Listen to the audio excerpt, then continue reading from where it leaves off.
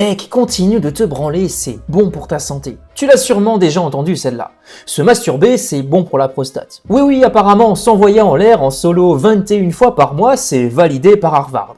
Alors vas-y, fais pas les choses à moitié, pose ton slip, baisse la lumière, mets du son et soigne-toi bien.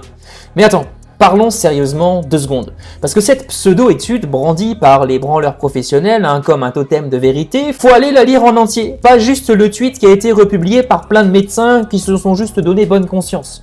Voici ce qu'elle dit en réalité.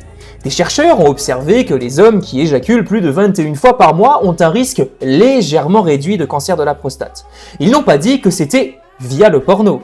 Ils n'ont pas dit que c'était un traitement. Ils n'ont pas dit que c'était sans conséquence. Penses-tu ? Ils veulent continuer. Bref, t'as juste un petit effet mécanique sur une glande. Et tu crois que ça justifie de cramer ton cerveau tous les 2 jours devant du X? Tu te soignes ou tu te sabotes? Pendant que tu essayes de protéger ta prostate, voici ce que t'exploses à l'intérieur. Réduction de la matière grise dans les zones du cerveau liées à la prise de décision et la motivation. Ça, tu peux aller voir Institut Max Planck en Allemagne. Anxiété, dépression, perte d'énergie mentale. Dysfonction érectile chez les mecs de moins de 35 piges. Des problèmes de vieux de 70 piges. Même en bonne santé. Mais bon, apparemment, ça prévient le cancer. Donc, c'est ok. Tu vois le délire? C'est comme dire que fumer du crack, ça fait maigrir. C'est peut-être vrai dans les faits. Mais est-ce que tu veux vraiment suivre ce raisonnement jusqu'au bout?